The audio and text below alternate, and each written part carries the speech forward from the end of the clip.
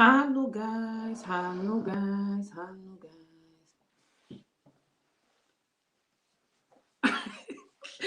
I know you'll be like, what? I mean, I really didn't even want to come and do live today, but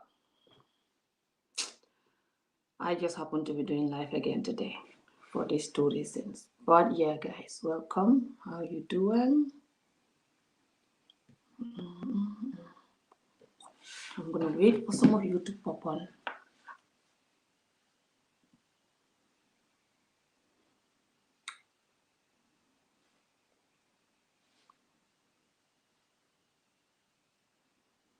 By the way, there's this Gambian song that this Gambian artist sent me.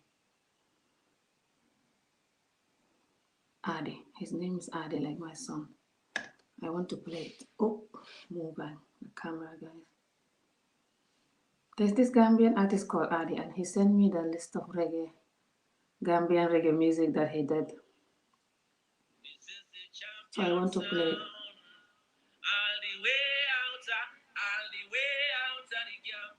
So how you guys doing? How is your Sunday? I wasn't planning to do video today, but then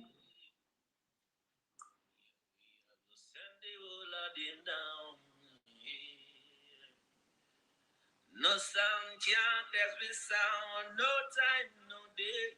No time, no day. No time, no day. There's this Gambian singer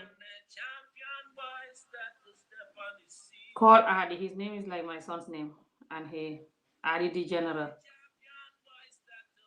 Adi General Gambia. That's what his YouTube channel is called, and he does songs and producing songs. What's the English word?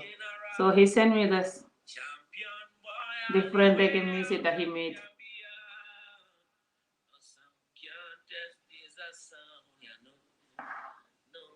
Yano menu, yano. So today I come to talk about the Gambian politics, the way it's going, and how we the Gambians have to be very extremely careful.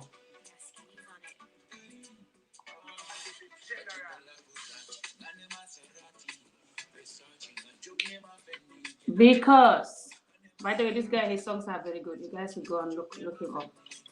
His name is called Adi General Gambia. Goodbye. It's like pop songs or something. I'm too African for this. Hula, but I love the song. Even when I used to go out, I like just I'm not used to this jig jig jig, this jiggy thing. Okay. I like it when the song is just playing. But he's so good. He's doing the wall of like in reggae. Anyway, I'll do it down in the background because right now I'm not in the dancing mood. Definitely in the job brain mood. But hi. I want to talk to us about the Gambia politics first before I jump on the job topic about the people going back to Africa and people that are already in Africa. Certain things I just have to, see in my own channel because I don't want to, say certain things on someone's channel to offend someone, which I always do anyway, offending people in my videos. But it's better when it's my own channel. So I hope this audio is clear because sometimes this stream you're talking and it's like, like just not working, but hopefully it's working today. So yeah, guys, I hope you guys having good weekend and just taking life easy, even though you might find a barrier along the way. But remember to always bring yourself back. Understanding you only have one life, so remember to live it no matter what. So, guys, we're gonna jog on to the topic. The Gambia politic right now is in Syria, and what happened is the Gambia president he have a beef with the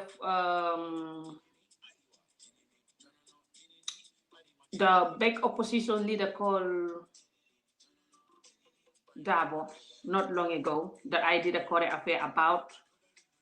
It's not like they were arguing, but it's like the president said something that he didn't like.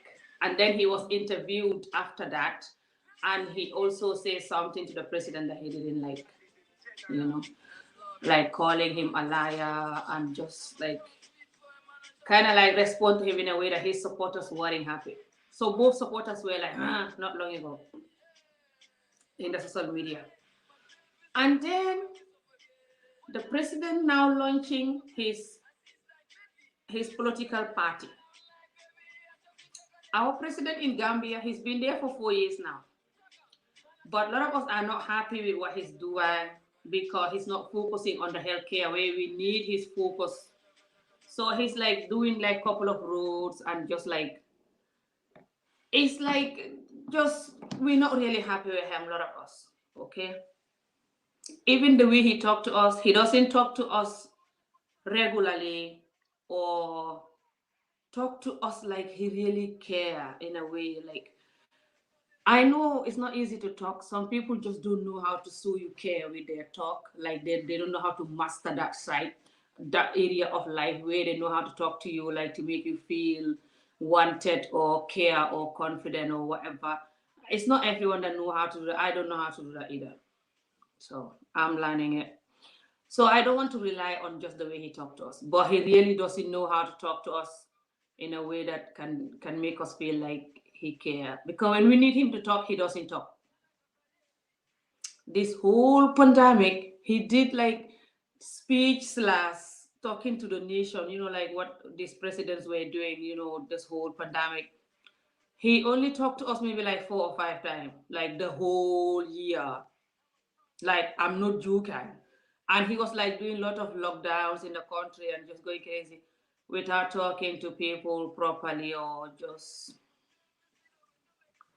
So his scale of being a president is really, really, really, really like not where we expect him to be after we get out of Jammeh, who was killing us and torturing us and talking to us anyhow, and just not treating us the way we want. So now when we had him and he's like have more life experience than Jammeh and older than Jammeh before he took over, then we were expecting more. But I don't know. I hope if he continue being a president, we will see more. But right now, that this first term of him, we're not seeing more. And the agreement was that when he took over, because the whole coalition joined to get rid of him.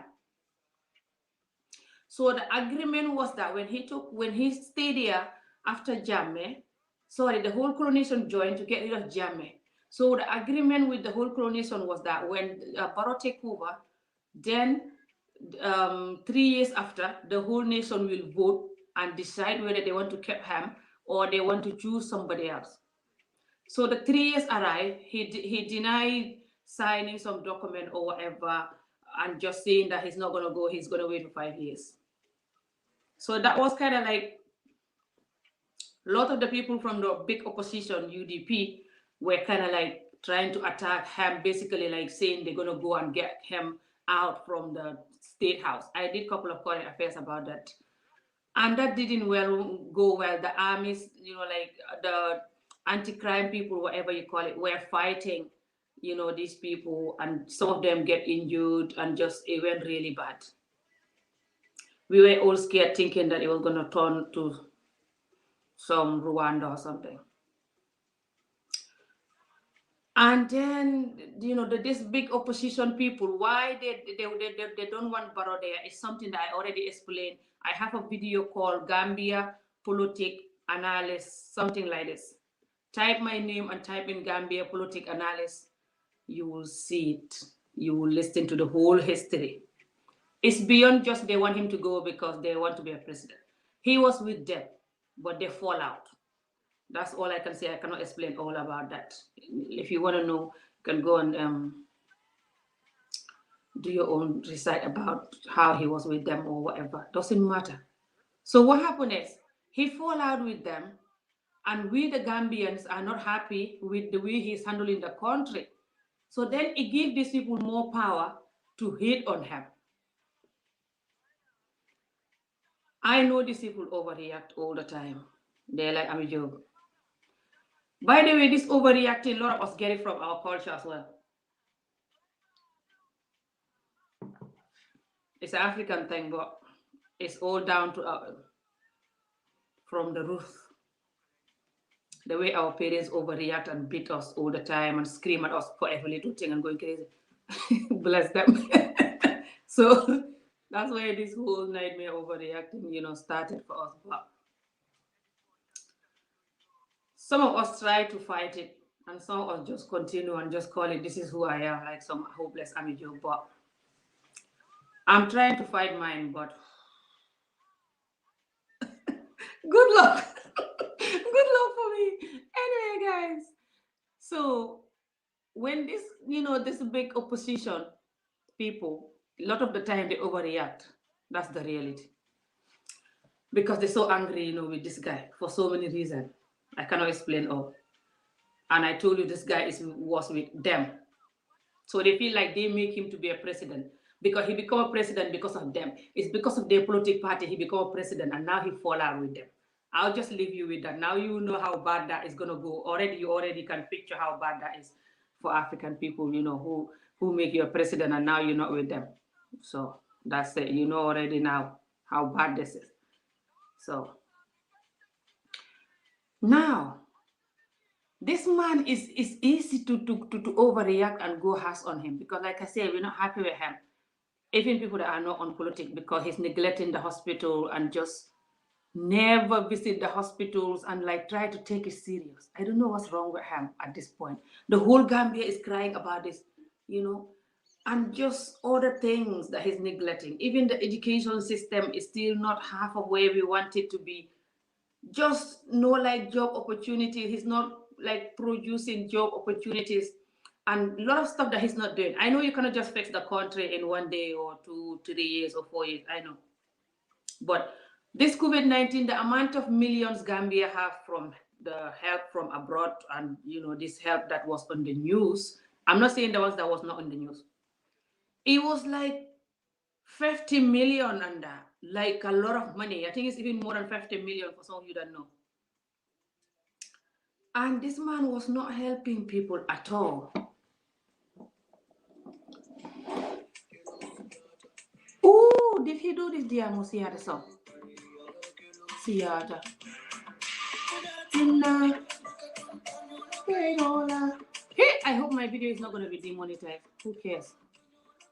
He did do this song. This song is very good. Sorry, guys. So, what happened is, because a lot of us are not happy with this guy. Sorry, salam. Good evening. Because a lot of us are not happy with him, then it's easy for these people to like hate on him. The opposition, the big opposition UDP. This pandemic was his time to prove to the Gambians that give me a chance. But he blew it. This guy is worse than Amijo. He always blow every chance he have. Like it's like a cost to him. Like I'm not Jukan. I used to support him because when he just took over, people insulting him and bullying him for his English, saying that his English are not good and that he's just too fat and crazy and just cannot speak and going crazy. I wasn't agreeing with that. Maybe because we have that connection, me and him, that I'm also fat and my English are not good. Hi. So I start thinking how people just insult people for being fat or for not speaking English. And they have a lot of children in Gambia that is not going to school. And it's not their fault. So they're going to grow up, you bullying them for their English not good. How inhuman is that? And you're talking about some job white people, who are treating us. We talk about these things, but then we forget about how we treat us. That's why I don't talk about the white people much. You have time to talk about the white people. Talk. The white people is not our enemy now. Even if they're our enemy, they're like this tiny, small, our enemy. The whole problem now is lying in the middle of our hearts. And we don't want to hear it. Nobody even want to hear it. So good luck. Anyway, good luck to all of us, because this is a nightmare, guys. Anyway, so I'm laughing, but I'm crying. Sometimes I just laugh and I'm supposed to cry. What can I do? I'm not in a crying mood to be honest for this one, but you know what I mean. Anyway, so because this guy is finding Barrage, and a lot of us just can't, don't really like him because of this. I was supporting him, like I said, when he first took over about like a year in the office. I decided to support him because people were bullying him for not speaking English and just saying that he's always sleeping when he go on a meeting and that he's just fat and lazy and cannot speak English and just crazy and just shouldn't be president. So I feel like those are not good excuse to just hate on the president. So then I was telling people to stop doing that, and just doing a couple of videos for him like every other Gambian was doing that time. A lot of people were doing that. But when I do that for a while, and I went to Gambia, it's about nearly 2 years now since I last been to Gambia, yeah, because of this corona thing. I'm still not going, because of this corona year that, we went past and still. Anyway, so when I was there, I went to the hospitals and my little sister had a baby. We were in the hospital and just, I look at Gambia. I said, no. And I noticed that I have two choices: to continue supporting him and continue sorting up, or to just leave it. So I decided to leave it. But when you support the government in Africa, any African government, especially when you have platform or when you're somebody that people know you, they will look after you.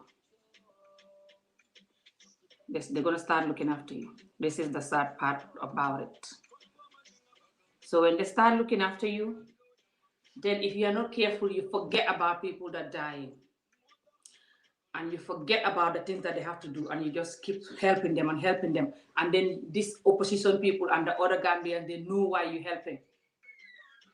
And now that it become like you can be enemy with them, or just it can get really serious. Like some people get really angry in their video, insulting each other's mother's private part, and like really insane raging in the videos, guys. It's just they're all doing it on Facebook. That's why you're not seeing it. And it's my language. Most of the time they cannot be speaking English, saying certain things that they say. They'll get blocked then by Facebook or what. So what happened is, because the situation is this bad, and the opposition people and the president people, a lot of them are like Amijo, broken, miserable, and angry, don't know how to talk, just finding breakthrough life. We shouldn't be in politics. This is one of the main reasons why I come out too. After I know that he's not helping, he's not going to the hospitals, focusing there. And I also know that if I have to continue the politics, my head again, and I am not properly healed from my, bridges, I'm going to be supporting him the wrong way, like a lot of people are doing. Which is when these opposition people insult or, do something bad, you come and insult.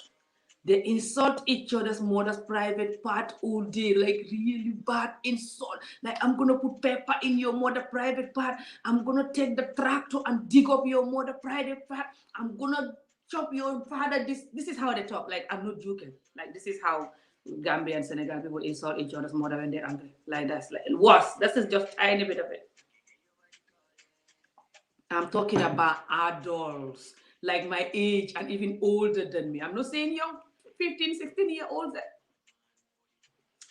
So when I was in Gambia, I sit down under the mango tree. I miss my mango tree, I have a lot of mango tree in Gambia, but my compound have 2 mango trees that are really nice. I miss that. So I sit under the mango tree doing attire, chatting with my mom. I said to my mom, I cannot continue supporting this man, And my mom say, why? Hello, says, I said, because this man is not helping the hospital the way I want. He's not visiting the hospital, not focusing on it. And me, I'm too jump I'm too natural and plain.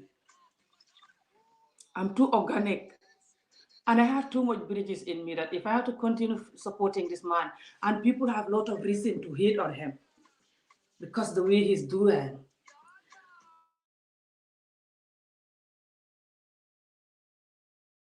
happy knowing that he's not really focusing on the hospital, especially the hospital. Me, that's my main problem with him. The money he's spending building some roads and telling people after I fix all the roads, I'll fix the hospital. When nobody hardly die in the roads, people have accident and stuff, but the hospital is worse. People always go in there and they tell them, we don't have what it takes to even touch you. My older sister's husband still have his broken arm. They tell him that we don't have what it takes to even touch you. Touch. We cannot touch you, go home. Someone with a broken arm from a motorbike accident. You tell them to go home. We don't have what it takes to touch you. And the private hospitals, a lot of them are not good private hospitals because they just made a private hospital from the doctors themselves. So because they know that the hospital is really bad, that anybody that have family member abroad, which a lot of Gambians do have family member abroad, they know that if anybody have family member abroad, when your family member is sick and you can afford it, you're not like Amiju, for example, you have good job or whatever business, or just you can find money anyhow you can find money, then you will pay for this person to go to private hospital, especially if they're your mother or your father, because you don't want them to go to the government hospital because they have more chance of dying. Everyone is afraid of the government hospital now. It's only for poor people to go. So because the people that work in the government hospital, they know this, then they all just have private hospitals, the doctors. They like either have their own private hospital or they work with the people with private hospital. So they will leave their job in the government hospital and go to the private hospital to work. When you come to the government hospital, you're about to die, you can't breathe. Dying, they're like, oh, the doctor is gone. He went to his other job in that the private hospital. They have to call him to come if you're lucky. If you don't make it, you die. When especially if he's busy there, because there is more money. So the private hospital is extremely expensive, and a lot of them are so fake and idiotic. So the moment you get there, they don't care what's wrong with you. They just put you in the bed, give you a room, and to sleep there, you have to pay a couple of thousand. Each one of them is different. For example, I have a private hospital, and to sleep in my hospital, you have to pay 2,000 a night, for example, or 1,000 a night, or 1,005 just for the bed. So the moment you bring your mother or your anybody, your wife, yourself, whoever coming, I just give them a room straight away and tell them that you are admitted. Before they even know nothing. First, they say they're going to check your blood, check you, see what's wrong with you. And they're so corrupt. You guys, you don't know why I'm angry with Africa. The whole of Africa, like even the mango trees are worse corrupt than the oranges. So, because if you are not corrupt, they don't work with you.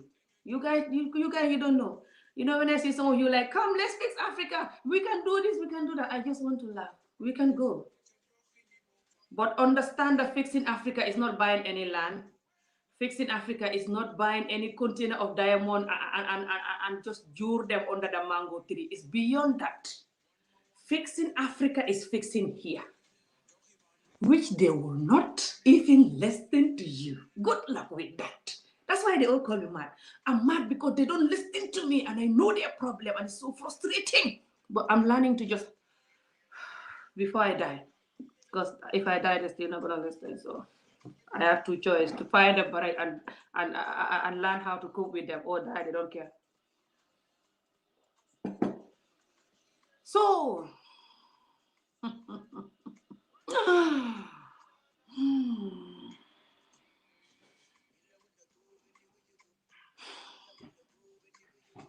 Wallahi, you guys don't know Africa. When you see Africa with the mangoes, You don't know what comes with those mangoes. If you know what comes with those mangoes, anywhere, go. No one's stopping you there. But don't insult people for not going and going crazy. Anyway, me, I'll only go back to Africa when I'm more ill, if I'll ever heal.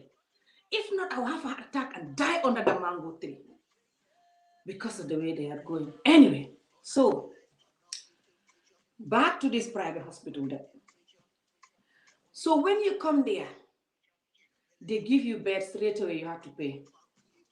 They take your blood first, try to take your temperature, try to do your testing, they call it.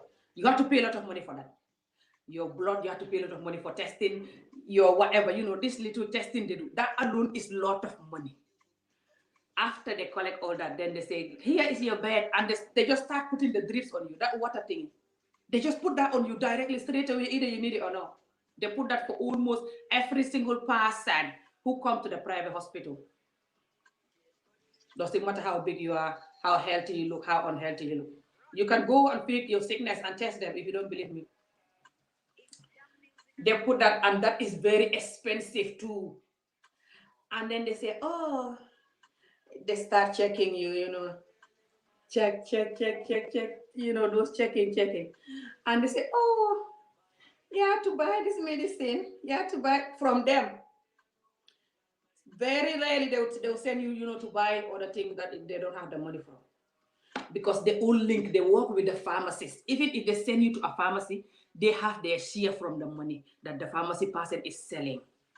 For example, if the pharmacy person is selling paracetamol for $100, if you send them, they recognize the paper that this is from a private hospital or whatever, then you have to buy it for now $200. So Amy's gonna have the rest of the money because it's Amy send you to me, something like this. A lot of them work together with the pharmacy people because our hospitals are nothing. They're just like there for nothing. They hardly can cure you for nothing, unless if you are so hopeless and God is curing you through them with their sick China-made paracetamol, whatever. Anyway, all paracetamols are from China, I think. Doesn't matter. So they will then tell you have to buy these things, and then you have to sleep here, and every night is the money. But then they can keep you there for 1 week, 2 weeks, 3 weeks, even. It's up to you. But sometimes you have to tell them, I don't have money to continue staying here. You have to release yourself. And sometimes, even when you want to release yourself and tell them, I don't have money to continue staying here, they tell you, no, you're not well there. You have to stay here. Even when you're well, they tell you, you're not well. So they can make a lot of money from you, one single person. If you have children abroad or anyone that is paying, and most of the time, listen, the problem is that they're not even going to cure you. Most of the time, after you pay all that money, the medicine they're giving you or whatever that is wrong with you, they still don't really know what's wrong with you. If it's something that needs a lot of investigation or a lot of scanning or a lot of whatever, they're not going to know it. But if you are lucky, that's when they will even tell you. They will never tell you that. Most of they'll tell you that in the government hospital, we don't know what's wrong with you. They easily say that we check everything, we don't know what's wrong with you. But in the private hospital, they don't want to say that because they don't want you to think that they don't know their job. So they're gonna diagnose you with the wrong thing. Give you this bunch of medicine, collect all your $40,000-$50,000, whatever amount of money. So this is the problem with the job private hospital, and they're doing that to the citizens, making millions because the government hospital is like it does. It's like I don't know the use of it. The hospitals are so dirty and just hopeless and just don't have nothing, absolutely nothing. No doctors, no anything we need, absolutely nothing.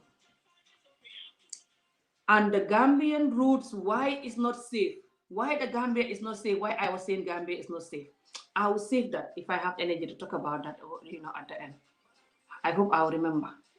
Because Gambia, not just, other things like child marriage and stuff. That's why I'm saying that. No. It's just not safe for the fact that you don't have healthcare. Especially for the Gambia. I'm not saying you, for example, when you're from abroad and you have a lot of money in your bank account, you're not like I'm a joke. sitting under the mango tree, eating bahal all day, and going crazy. You have heavy bank account and you go and you can go to these private hospitals and give them your money and hoping for the best.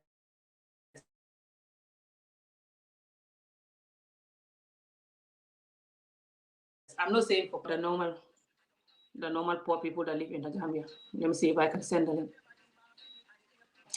It's not safe for them. For you, it's still not safe, but nowhere is safe. So there are other things that why it's not safe too, not just the healthcare thing. But nowhere is safe, to be honest.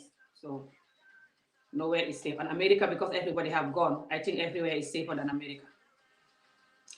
But if you have children, it's more dangerous because you have to protect your child. Doesn't matter boy or girl.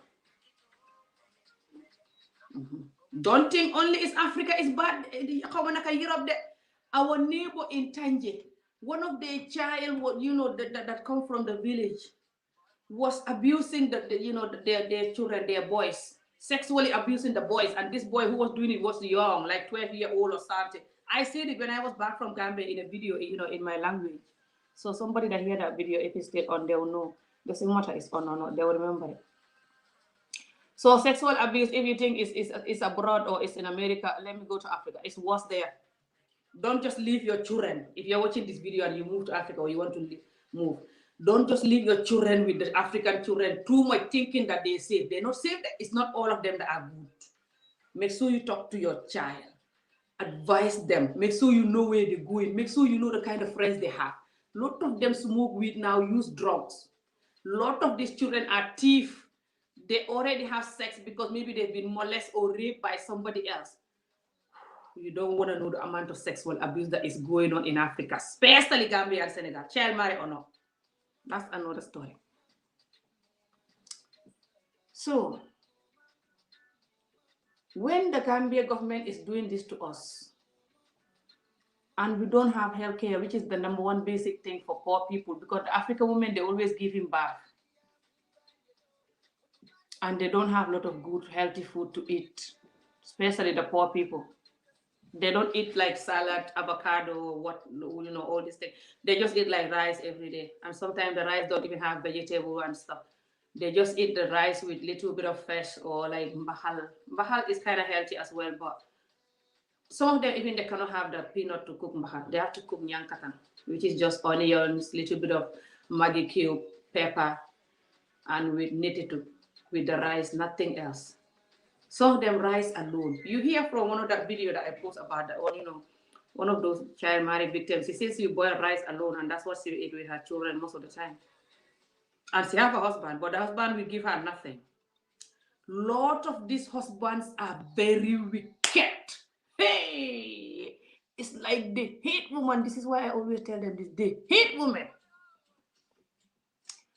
They will not have nothing. They will marry you. Some child marry you, some just see you and you look nice and they tell you, I love you. I love you so much. I can't sleep at night thinking about you. Why don't you marry me? Lion. And you marry them and they're like, and they go and have girlfriends and you talk, they beat you. If they beat you, because they know nothing will come out of it. Even when you take them to police, nothing. The police will tell you should have less time. Unless if he broke your hand or chop your neck before they will arrest him. You don't know. And when you take him to police, everyone will insult you and just tell you you're taking your husband to police. Wow, my God, bad woman.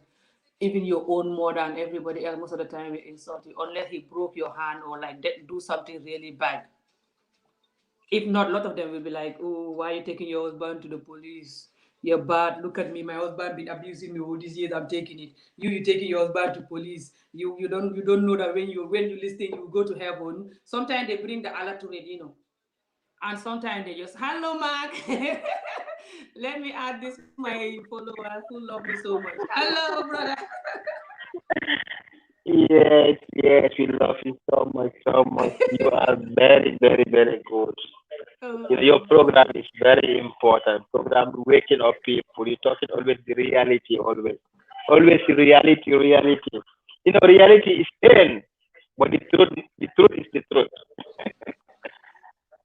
The truth is the Oh, truth. thank you. It's very painful, but the truth is the truth and must stay the truth. No problem. We support you always. May God bless you. Thank you May so God much, guide Mark. you and protect you. Thank you. Appreciate it, Mark. May God may God grant all your wishes. Thank you. I mean, May God grant. I Okay, mean, okay. Bless, bless. Okay, thank bye you, bye. We brother. love you My so regard much. to the family. Okay, bye bye, bye bye, Thank you. bye bye. Okay, thank you a lot. Thank Bye you. bye, bye. Bye. So, yeah, guys,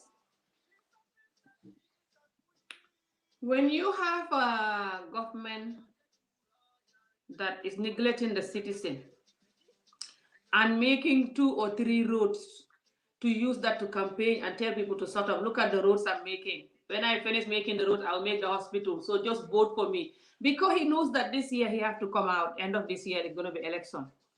So he made a couple of roads and expect people to just sort of, because those roads, village woman people like me, village people like me who never seen road, will just be like, oh yeah, we never have road here. And now he make this road. Let's vote for him. You know, African president, they always try to make people vote for them because of one road, 2 roads that they make. People, because Africa don't have a lot of roads, what's the word? So when they make 1 or 2 roads in certain areas that never have road, like for example, like they make a road from Edinburgh to Glasgow, for example, all of these people will vote for this because of this. They vote for him because they never have the road here. It was always like the cars going and it's no like road. It's not like proper road. So then they will go to those kind of places and make roads and just because that's easier for them than to put effort, put their mind and their time to make the system good system. Huh? So they can track what's happening in the country and just try to get rid of corruption and try to put things into places. I don't know the right word for it.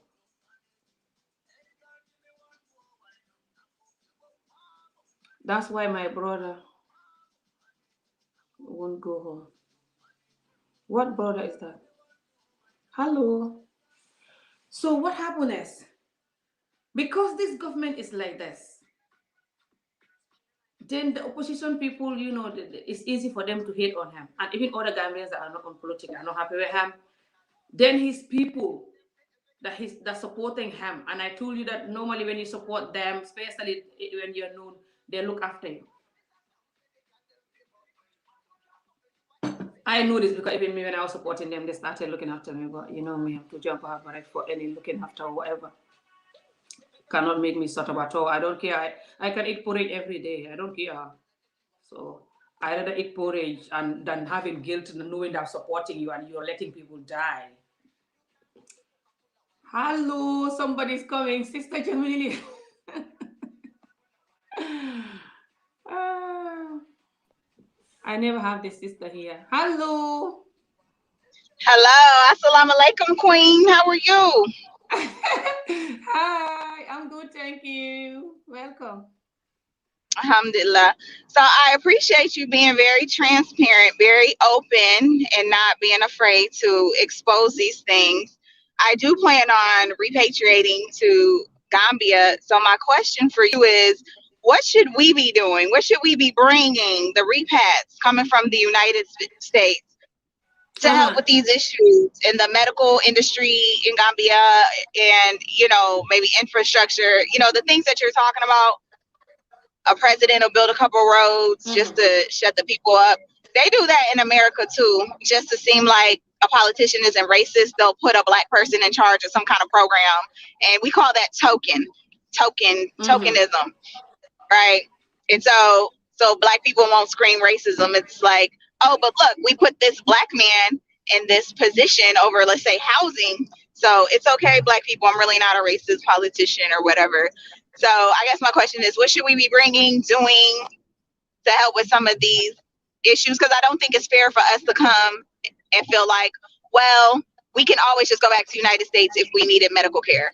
Or even when you're talking about some of the relationship issues as an American woman, if I go over, and I am single, if I go over there, let's say get married and I have a problem, I know that I could just divorce him and be fine and not have to deal with any of the social backlash that a local woman would have to go through, you know. Yeah. And it's not fair for us to just think that we could always detach ourselves like that, you know, living in that duality. That's a privilege in itself. So why not just ask ourselves, well, what can we do to help the situation before we come, when we come, you know? What we can do, number one, is to talk to them, to talk to the government. You know, Africa, since we have our bad government, people used to talk years back, even before the media like Facebook and YouTube, you know.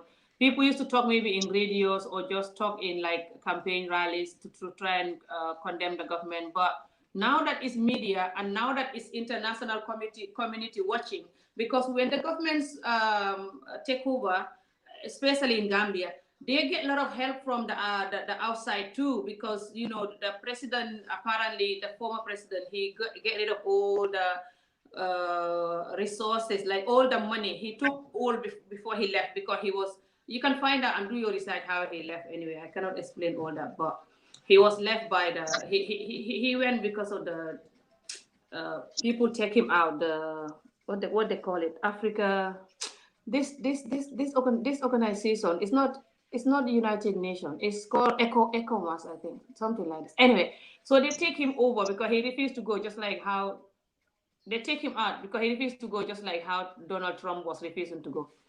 So they say when he was going, he took a lot of Gambia wealth and like just basically leave the country empty. That's what the government said when they took over. So then the government get a lot of support, and Gambia is very small. That's why I get angry. And when people say, "Oh, you know, don't blame the government. We are tired of that. You know, let's do something." You can, okay, if you can do something, go and do it. If you can fix the whole country without the government will just drink their cup of tea and watch you, and take all their money with their women and their build houses, buy cars, take their children to America to live a millionaire life. Our president, his son, his older son, is in America living like a celebrity. If you see his cars, if you see him, his designer clothes and his cars, his pictures are in social media. That's interesting. So when people have that money and they have, I'll come to you like what I think we should do. But I just want to make it clear why I always mention the government most of the time, African governments, you know, in my videos when it's come to fixing Africa. And just African men in general, our men. Because when people say, "Oh, don't blame the government, let's go and do something." Good luck doing something.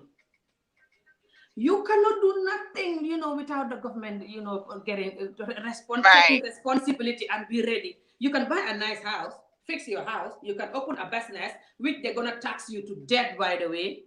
Yeah. If you think they tax you abroad, wait till you go to Gambia, by the way. My brother has small shop in Serakunda market. Every month they put it up.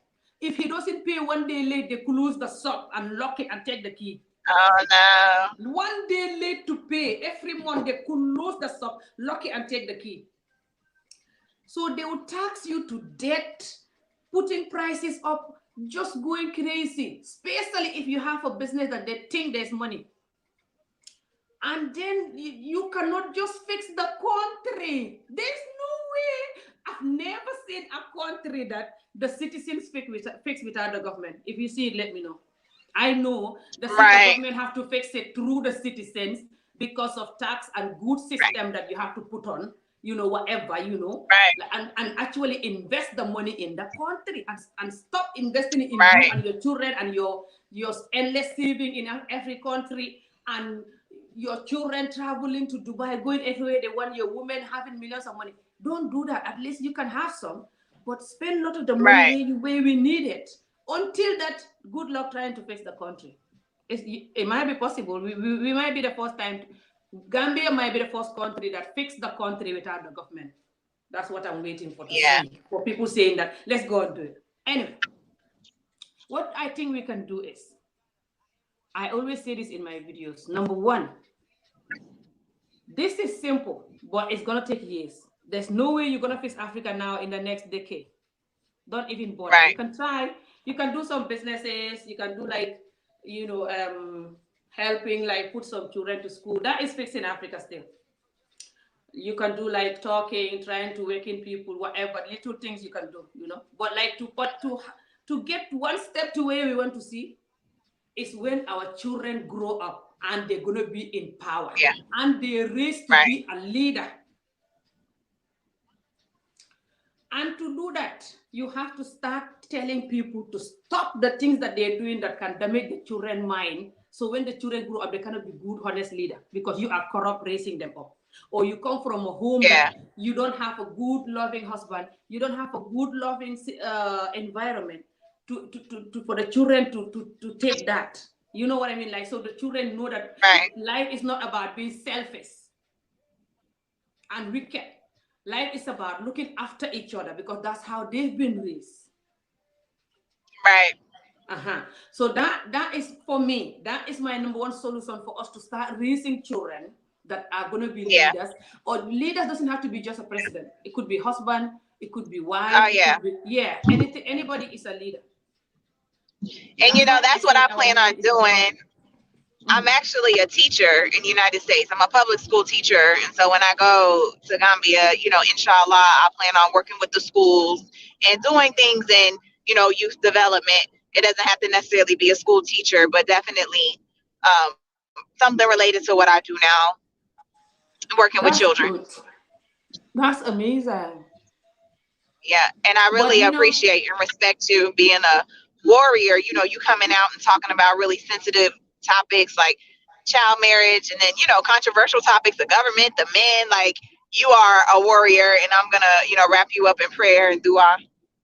oh, thank you so much. Me, I feel like it's not easy to be a warrior or whatever, this thing that I'm doing. Like, it's not easy at all. I wish I don't have to. Like, it's very difficult because our community, like, they don't like it when you're talking about the reality. They call you forward, rude, or thinking you're better than no one, or thinking you know it all, or whatever. Especially me, because they know my story. So they just call me traumatized, mad, whatever, give me all kind of name. And it's not easy, but it's just, I can't, because it's like, especially when I see things, when I see people like really want to fix Africa or something, or they're talking like they want to fix Africa, I'm like, these people know that we're not gonna get anywhere until this thing, like, so I'm just like, Right. People want to skip steps and not look at things that's right in front of their face. I definitely understand what you're saying. You want to fix politics, but not the culture, or you want to fix infrastructure, but not families. I understand what you're saying. You can't skip all these steps. It's like you got to go one step to the next. because without the mind, without the behavior that that we are doing, you cannot fix nothing, because we don't, like I said, we don't have the money. And even if we have the money, it's hard. Okay, Africa is in a way now, like all of Africa, even especially Gambia and and Senegal. Even if you just, for example, us that, okay, for example, let's we all want to go back home now, okay, and we have like all the money in the world, just like every country give us all their money and just say go on fix Africa, for example. We go now, right? We're still going to be suffering, because it's hard to even have the contractors and the people who are going to work with you and they're loyal. Very few of them. They're going to try to make millions from you, just like what the government is doing Yeah. to us. And you're going to get Right. frustrated. Now you have the money, you have the plan, but you still cannot do it correctly. Like, that's why when some people criticizing, about the experience in Africa, even when I'm against them, I have a limit. Because I know it's true, and without fixing that, you cannot fix nothing. It's like me now, I'm Right. not well. You come here, you tell me, Amy, okay, you need to drink this medicine, you need to do this every morning, you need to do that. And you go and I just leave it and do something else. You see what I mean? Is that not just waste of your money and energy Yeah. to give me the whatever? It's like, it's sad, but I don't want Yeah. never I to think lose it's hope, but important to. yeah, sorry sis, I'll come back to what I was saying about the help that you guys can do. So what you guys can do is, number one, for the going back is very good for you guys. That's the help. That's the one step help for the going back. But it's good you know the reality before you go to. Yeah. Because if you don't know the reality, people just showing you the mango trees and going crazy. You will go and you will find out this. I love mango and avocado and baobab Right. and like hibiscus and these things. That's why sometimes I just use different ones. I'm crazy. The whole time I've been using mango, I might start using something else. Anyway, so when they just like show you the mango tree and stuff, and you go and you're like, what the hell, man? Then it's not fair. Yeah. I feel like if you want to do something as big as moving, then you should know the reality. Even these things I'm telling you, it's not all the reality, and you might not experience certain things. Like for example, if you go back, you're not gonna let your children to experience child marriage, but you will see underage marriage happening, especially if you do your investigation, and especially if you go like outside Yeah. of the capital city, and then it might break your heart, Right. and you don't know what to do, and stuff. So that's why I talk about it, for our Right. people to call their family members in Africa to pass on the message, instead of arguing with Right. me to tell me to shut up, because I will not shut up. It's too late. No. But anyway, Right. so the other thing that you guys, that you guys can do to help is that the number one is to go back, but the number two is for you to know what to expect, so you know how to protect yourself and your feelings, and just know how to handle it. I feel like the child marriages and the corruption and all these things that is delaying Africa from developing, the lack of neglect, the neglecting women and children, which is the number one, Yeah. problem. I feel like we can do Right. something about it, but the number one way of doing something about it is for us to talk about it, and to do action, of course, and to also be patient with each other, because a lot of the people from Yeah. abroad, they have different mind, and us too, we have Yeah. different mind. So we have to be patient, Yeah. with each other, and just like use love, even if we don't agree. We don't have to use pure hate, like, and just Right. like yeah, like stay away for good, and like really like just envy the person and going crazy. We don't have to do that. We can like, even if you Yeah. don't get on with someone, you can like maybe leave them for a while until you calm down, but you don't have to like just abandon them forever and just hate them and just. And also the other thing that I think that you guys can do that can help, that is going to lead me to the AA's topic. I'll just talk about this and leave the government topic for now. So the other thing that can make us get on is when people coming and they're not expecting people to go with them and work, which is why I was responding to some people, some AAs that went back to Gambia and were saying certain things. So you cannot like expect people to go and work with you and to build Africa, or just take you, accept you as as an African who come back home or whatever, as a one person, when you are not accepting them wholly, fully. You are thinking they have Yeah. to maybe give up their God, or they have to maybe, most of the time it's the God that is the people abroad problem. I think I cannot Mm. remember anything else, because the people abroad, they're so used to so independent, and not used to God, and all these things. That's fine, but Right.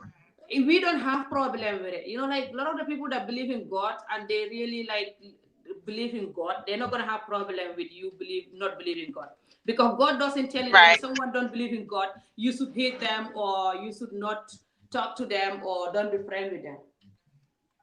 Right. God tell you what, our God as a Muslim tells you that when you have a neighbor who don't believe in God, you should love them and be nice to them, and just be Right. really good, that because of your goodness they will come to the region. So Right. that's different from hating on the person, right? When you hate on them too Right. bad, they will never come to the religion. And Muslim religion is all about bringing more people to it. This Right. is why even Dawa. lot of Muslim men don't want you to be like stopping your like don't get pregnant. They don't like it, because the religion is all about bringing more people to it so it can grow. So it's, Right. it's all about love other people who are not even in your religion. So a lot of the time, good Muslims, they should love you and appreciate you so much. But if you want them to leave the religion, because the religion come from some Arab people, or thinking about where the religion is from and going crazy, and then telling people this Yeah. and going crazy, it's just gonna make you and these people. It's not gonna be easy to have this smooth relationship that we need, so we can focus on building the country, It's a and distraction. you see what Exactly. I It's a mean, like. distraction. Just like you said, they not focusing because we do this debate all the time on the YouTube lives, and it's just people want to say one religion.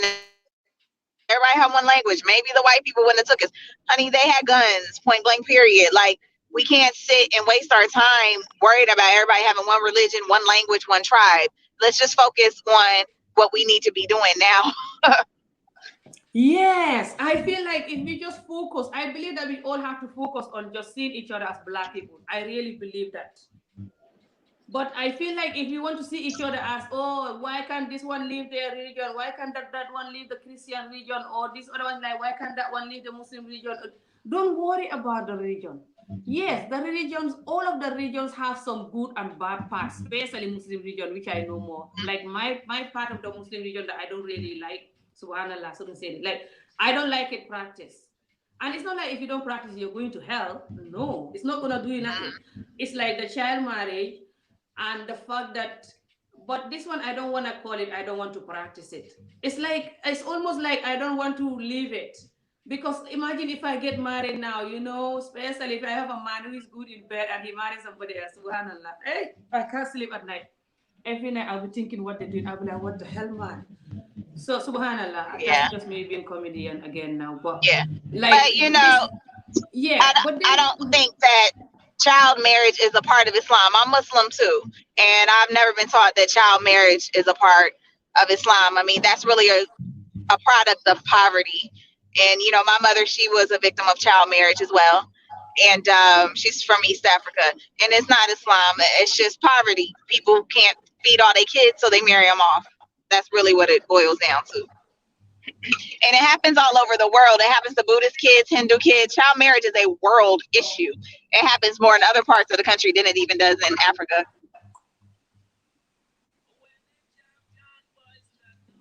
you're breaking. Yeah, I'm sorry. I'm driving through the mountains. It's okay, I'm hearing you I now. don't know. Yeah, I don't know what all you were able to hear, but I was going to say, I'm Muslim as well, and child marriage is not a part of our religion. It is a product of poverty, and it happens all over the world. And it's really heavy in like Eastern Europe and India. Like, it's a world issue, and it's with every religion. It's not really a Muslim thing. It's a poverty issue. Right, but I always don't. When people say child marriage is part of the religion, I always just, it's not part of the religion. I always just debate it because the Sallallahu Alaihi Wasallam, he was giving Aisha when she was so young. Although I know that it But says, the scripture doesn't say, but it doesn't say that they consummated when she was a kid. It said that they were promised. You got people that's promised to each other before they're even born. Like, I have a kid, they're gonna marry your kid, and that's how it goes down. But there's nothing that's saying that they consummated anything when she was a child. yeah, that part is not very clear. Some people say that they didn't do anything until she was, I don't know what age, but the fact that he was giving this child, like, he bring up this child himself, with these other women, but that alone opened door for Muslim men to practice it. Let's just be real, because men, they love young people and virgin people, especially African men and Muslim men. They love virgin people and young people, lot of them. My country the same. Even when they marry you, you're 20, I really 25, think they it's expect you to be virgin. a world issue. I honestly think it's a world issue because I hear a lot about this stuff in Asia, in India, but in the United States, I am a public school teacher. There's a lot of child molestation here, so it might be called child marriage in Gambia. It's a problem here in the United States, but they're not marrying these little kids. It's like everybody has a story, and it's actually sad. So it's a lot more common in the Western world than we think. So it's like we need to take the tools that we have to help fight against these issues. So I think that's one of the things that some of the repats need to focus on. If you go to an African country to live there, don't just be in the urban areas, try to intermingle with the rural people so you can help with some of those issues, because that's part of the disconnect. Like you said, if you're more in the city life, you're not going to know about some of the issues going on in the rural districts, in the villages. And for myself, I have friends here that are from Gambia, and that's how I know about the country, and that's where the interest came from. And it surprises me how many people repatriate to Gambia or any country and they don't even know anybody from that country, and it's awkward. I'm like, you didn't meet anybody from that country before you moved there? Like, there's I can only speak for, the United States, but like if you live in the United States and you're moving to an African country, your first step is to make friends with people from that country here. You can find them online. You can start with Facebook. I mean, there are different things that you could do to meet these people. So then you can at least be connected to one family when you actually repatriate, and they can help you with some more like boots on the ground type initiatives. True. But you have to be careful with that too. It's not every Gambian, family that is very honest. Some of them might try to take advantage of you. So be careful with that too. But yeah, just don't. If they're trying to like, Okay. if you want to buy something or do something that involve a lot of money, I advise you to do your research or like get another friend or another family to confirm whatever price that is. But if you just go in with whatever they told you and you just know them, even if you know them for a couple of years, they might introduce you with a family member back home or something who can guide you through things, and that person might not be totally loyal. So be very careful. Africa still have this thing of grabbing money from people abroad, even for us that is from there, to be honest, sadly. But yeah. Yeah. But yeah, just back Well, to the that's good child to know. marriage thing again. I know what you said, what you mean says like it's not just in the Muslim region, it's just a man thing. Like the men in general, they love young people. Like it's that's why they have the name for it, pedophile. But the fact that it's in the Quran, we cannot deny it too, because a lot of the people in Gambia, they will tell you, especially the men, that oh, Sallallahu Alaihi Wasallam have Isa when Isa was this age, so it's fine. Our religion accept it. They back in the region to do it. And some of them will say that, oh, when they marry somebody that is young, way too young, like my case, for example, they'll say, I'm going to wait, like the way Sallallahu Alaihi Wasallam did it. But then, or some of the parents will tell them you have to wait. But sometime along the way, waiting, some of them try to get this child without the parents' knowledge, or just trying to Right. like, yeah, when they see the child growing boobs, or like they're like, oh, I need my wife now. It's been 2 years. I need my wife now. Da, da, da. So they kind of, for example, if the agreement was like 15 or 14 or 16, they'll do all they can to make sure they have this child before the time even arrives for a lot of the cases. Or they will take the child by themselves without their parent knowledge, and sleep with the child. So it's just Right. happening. I know it's happening everywhere, religion or not. Me, I never say it's only Muslim thing. Never. I always argue that even Europe, China, wherever, men are men. A lot of them are selfish and they like young child, like, or a virgin or something. It's like they're sick. I always feel like men that do that, some of them So, are not man enough, but I don't know.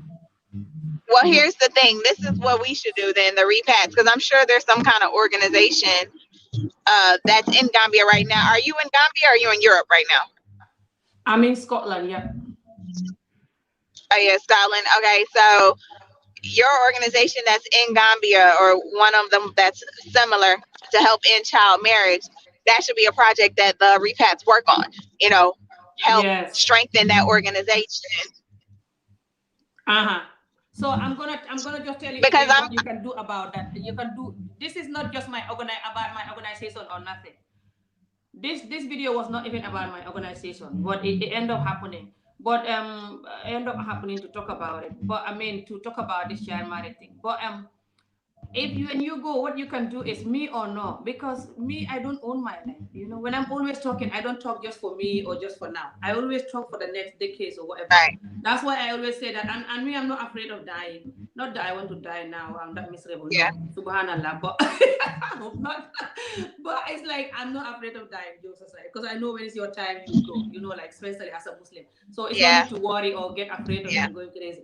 But even when I'm alive Yeah. or not, just what you can do is when you go to Gambia or any African country, you can go. Or even if you want to work with anyone, in Gambia or whatever, if you have someone like who is honest enough and ready to work, try to get to the mind of the mothers. That's where everything is.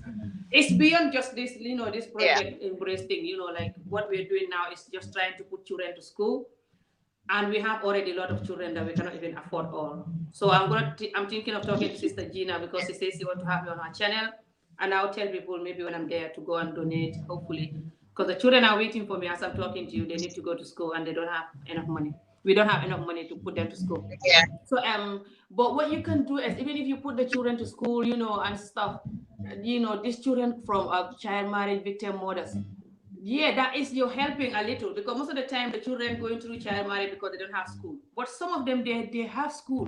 One of those women in the video, she said she was at school when she was 14. They take her from the school, give her a husband.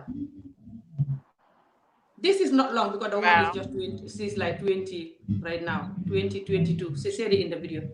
Never mind that. Just last week, the 18-year-old that killed herself in Senegal, she was at school. I did a current affair about it. The current affair is still here. It's not even up to a week, or maybe it's just a week when she killed herself. For forced arranged marriage, Yeah. she's 18 and she was at school. So you have to get to the mind of the parents. Yeah. To get to the mind of the parents, there's a way you have to do it. I have my own plan that the way I'm planning that I'm gonna be doing it. When I go to Gambia, I have to train my niece Yeah. and train a couple of people, and there's a way you do it. But if you have your any way of doing it, do it. But whatever way you are doing, you cannot do it like in a forced way. Like like the way I talk in my videos sometimes, like Right. they're not gonna listen when you do that most of the time. So depend what you're talking Right. about. Because if you're talking about this, it's, even if it happened to them, because a lot of the thing, okay, why it's hard to cure our community is that they don't want you to talk about pain, childhood pain like it, because it's going to remind them their own childhood pain and they hate it. Right. Yes, Right. and we all have different childhood pain, men, women. If you know what our men go through, if you know what our men go through, some of them in the name of learning Quran, if you go to this place where they teach people Quran, if you see how they beat these children, hang them upside down on the tree, if you see how they beat these children and the condition they keep these children, billahi wallahi Yeah. tallahi, you will want to strangle the Quran teacher and just Yeah. no, your whole life might be ruined if you just see it, especially when you come from abroad. You can never forget that experience. So be careful what you're going to look for when you Yeah. just go. I advise you to stay for a while until you know Right. the system. Don't just go and start going to these places. Certain things you see, you're just going to, oh my God, you might come back or you're going to go crazy. You're gonna dream at night. It's really horrible. Like it's Yeah. really horrible. Like it's just really horrible Yeah. sex. So a lot of our men, there's a reason behind the way we're not even having the amount of love and affection we need from them. It's not just because they're black they cannot give it. Right. No. It's because it's been taken away from them when they're young with the amount of beating and suffering and negligence they go through. And then the women do the same. Even if they don't go through child marriage, they can also be ruined by a lot of negligence, lot of beating, lot of stuff because the mother is miserable because and all of this is the reason why Africa cannot develop. To me, Yeah. yeah, this play a big I part. understand, but Mhm. I think what you said was very astute when you said when we develop, it might take a decade before we get to what we need, and what we're doing now is for the next generation. And so I think that that was very, powerful. So people who are repatriating, is not for us to get like frustrated and say like, oh, things Uh-huh. aren't changing fast enough. Just know that what we do today is going to help the next generation. And I really think that what you said, it's very informative. Start getting with these families to train, the moms, get in their heads, teach them, don't send your kids off for marriage, this, that, and the third. And I really enjoyed talking with you. I'm going to go ahead and hop off. But you stay strong. You stay speaking your mind. And once again, I'm going to make strong dua for you. And may Allah give you the highest level of heaven. Thank you so much, sweetheart. May we all meet in there. Beautiful. I mean, I love your American accent. It's so cute. Thank you so much. So yeah, guys, it's like that. Kim, the 9 children, which 9 children? Like the first children that I put to school, it was supposed to be 10, but it ended up being 8. I'll tell you why it ended up being 8, by the way. And now I have another 10 children waiting. But we don't we're trying to we've not done I've not done a raise money yet for them because I was not well, and then so I'm trying to like do like a comedy event to raise money, but I'm also trying to like talk to Sister Gina when I go to her channel to use it to raise money. But yeah, the children, I promised them this week, and it's very difficult because that's the video that you saw there. You know, the video that have the children I put to school, the 8 children, and it has the new children that I'm supposed to put to school. Project Embrace haven't raised enough money yet, you know, to put them to school. So but we're planning this week. My partner said that this week they will let me know how much money we make. So even if we're not gonna put all of them, we can put like the amount of money we need. We pick like the oldest children in the group and put them if it's 5 or 6 or whatever, and then we raise more money for the rest because they're not going to government school, they're going to private school. That's why. And these private schools, they're not like the most expensive private school, but they're still private school because the government schools are worse. Like you can be going there for years and you cannot even spell onion. I think a lot of the children also going to school sometime for years in Tanje. Whenever I go to Gambia, I sit under the mango tree with them, trying to teach them some grammar, me that I cannot even read. I try to take the book and pen, ask them, can you spell onion? Can you spell mango? Can you spell pineapple? Can you spell this? They cannot spell it. Even basic conversation like come, go, sit down, get up, like these normal things. And they will be like primary 6, primary 7. I think it's also to do with a lot of them. They always have parents that beat them in the house every day, serious beating. I look at all areas. So I tell my family there's a lot of them beat their children, all of them anyway, really horribly. But a lot of them don't beat their children when I'm there, like some do, but a lot of them know how much I hate it. This serious, evil beating. The child cannot even concentrate at school. You ruin her life. They beat the child like a slave until the child have marks all over, seeking, pain themselves. And then you say, go to school. How are they going to go to school and focus and learn onion? I don't know. This head time. So these things are beyond. So targeting whoever you are hearing this video and you want to go, or you are in Gambia, you want to help, targeting the woman mind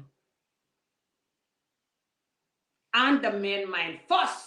There's a reason why these women are so evil to the children. They're not happy. A lot of them are arranged married and have a horrible husband. After the arranged marriage, the man is being horrible. My head tight. Or even if it's not arranged marriage, most of the time the man change their mind. Africa, the number one problem in Africa also is the fact that we all been raised to believe in marriage. I love marriage. I like that part of my culture that, I've been raised to believe in marriage or whatever.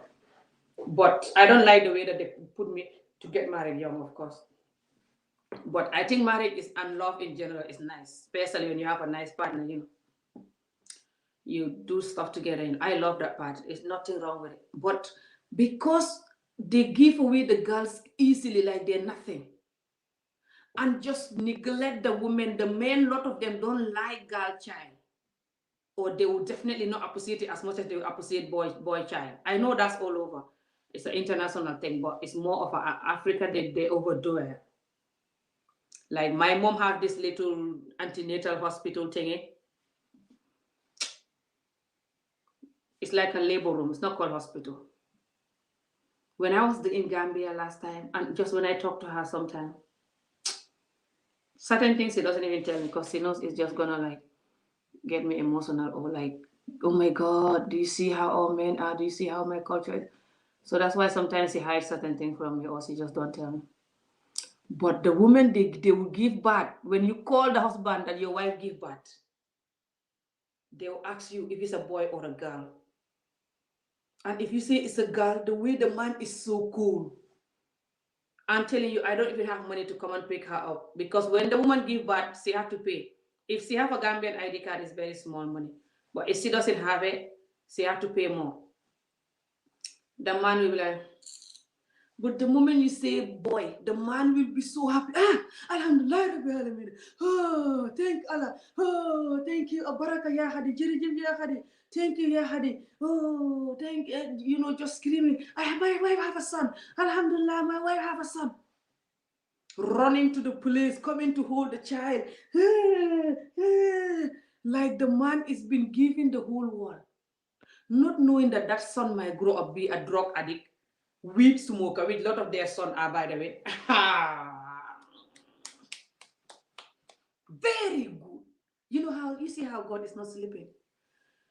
70% of their sons now, especially in Gambia, the ones that are teenagers or like young adults, they all weed and drug addict now. A lot of them.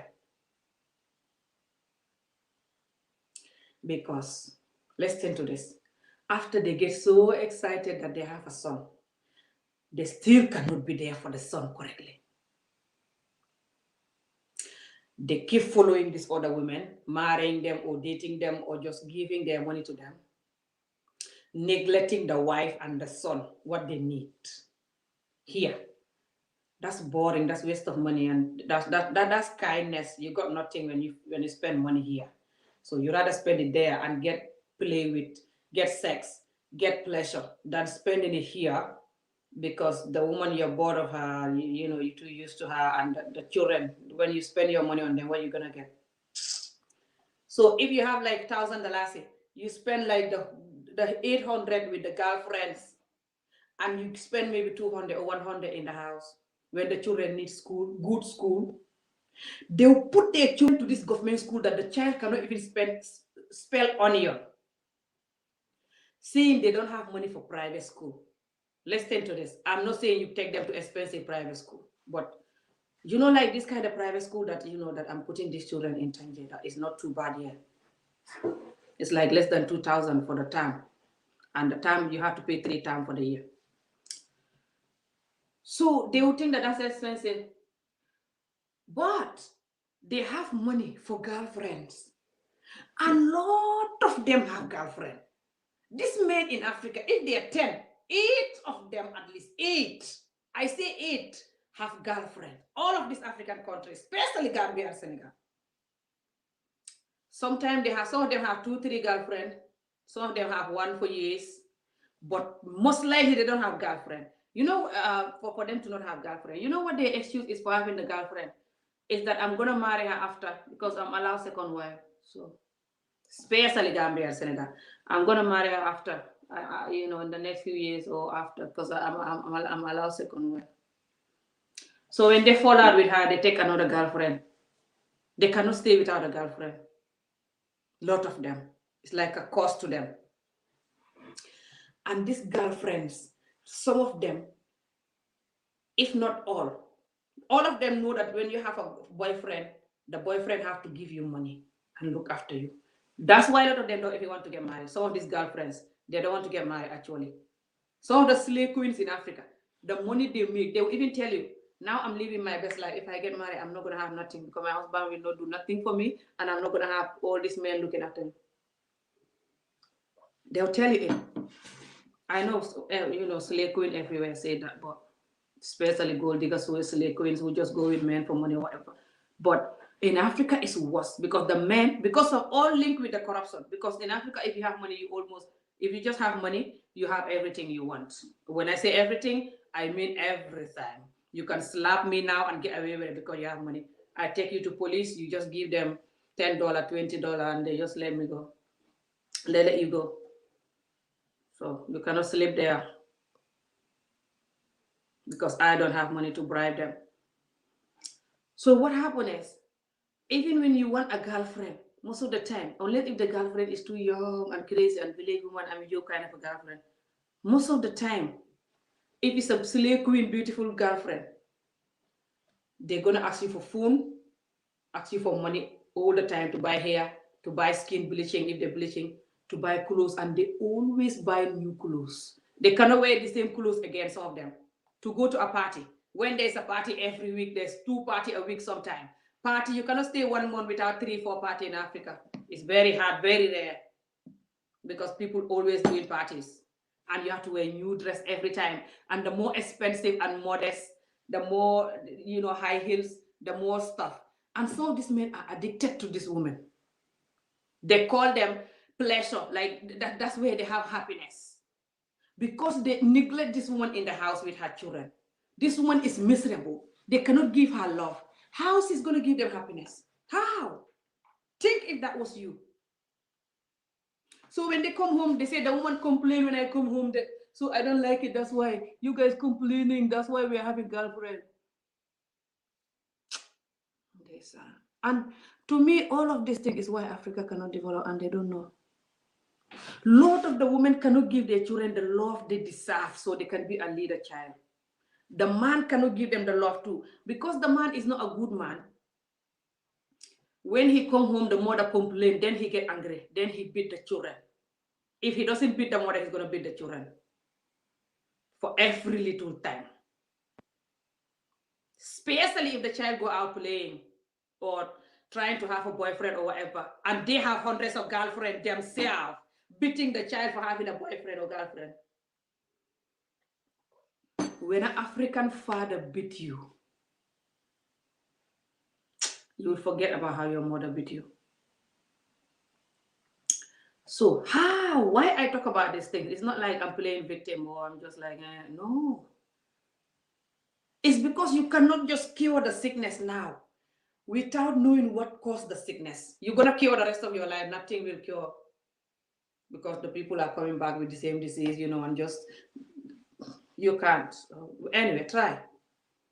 Everyone is curing this disease with their own way. But when the person come from a home where they teach you how to have pure, real pain by beating you to death for something that they even doing themselves, for example.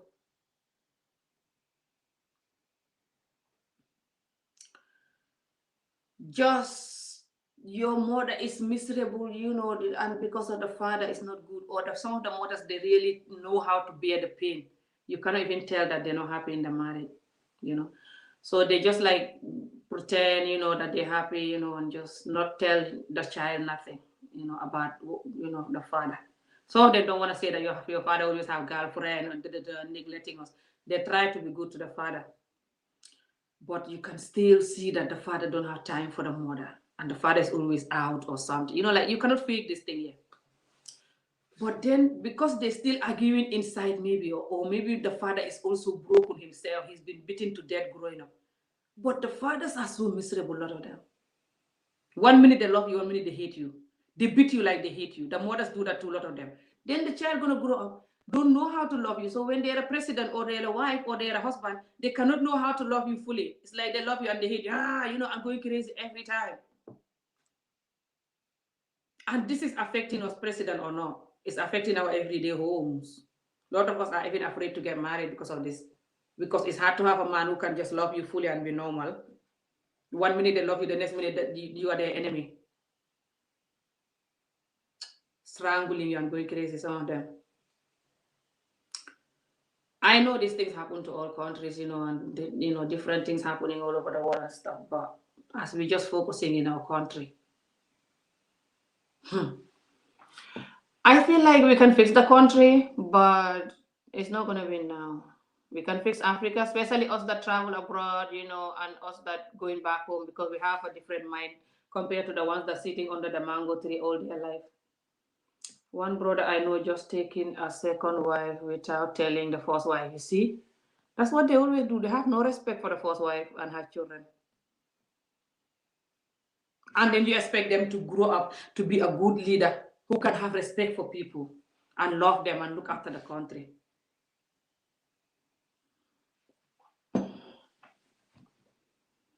So what you guys can do is you try to like talk to the women and the men, but most of the time the men will not listen when it's anything they have to change.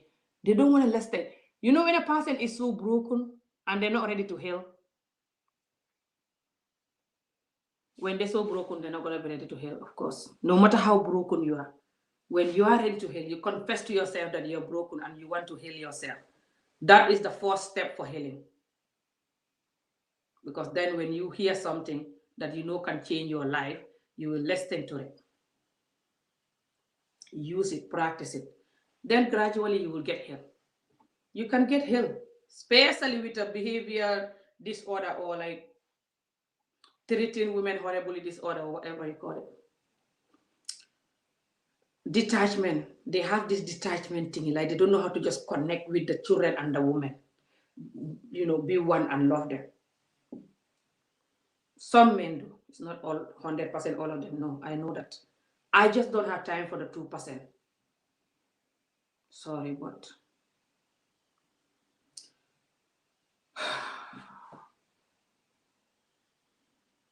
because a lot of our people in general are so broken to to the stage that they don't even want to hear that they're broken, not to mention healing. So when you're talking about the real issues, that is our only solution, they lead to late and run away to some yusundur and dance or watch some other things to entertain them. You cannot just keep entertaining yourself through life, running. Entertainment, there's a time. Reality, there's a time. This thing that you're running away from to look for something to entertain you so you can forget your stress, it's not going to help you. Talk about what's causing the stress. Because a lot of us, why we don't want to hear the reality is that the reality will remind us of our childhood pain.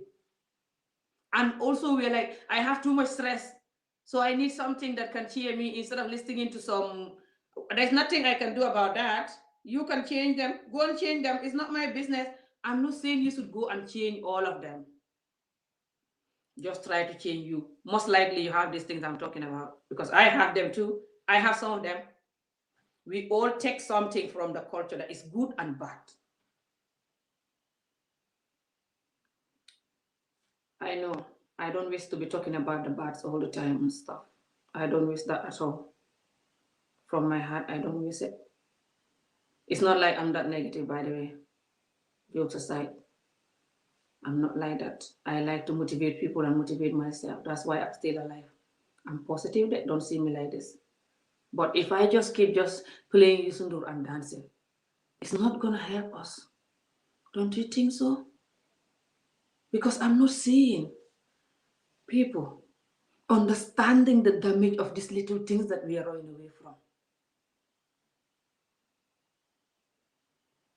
A lot of our women are giving you peace at home because they have to suffer all the pain and shut up. That's why they're different from Amijo woman. Because if they talk, you call them Amijo woman who is complaining and rude and broken or whatever, just and you will never listen. A lot of our men are trained from a young age that they always right because they are men. So when they bring that to the marriage, then they don't know how to bring themselves down and show you love.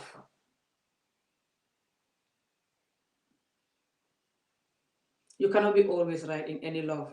That's not love, that's slavery. Controlling. If you love something, you listen to it. It doesn't matter if it's human or a dog. You listen to it when it's time to listen to them. Even this plant, because I love it, I have to water it just now before I come to this video.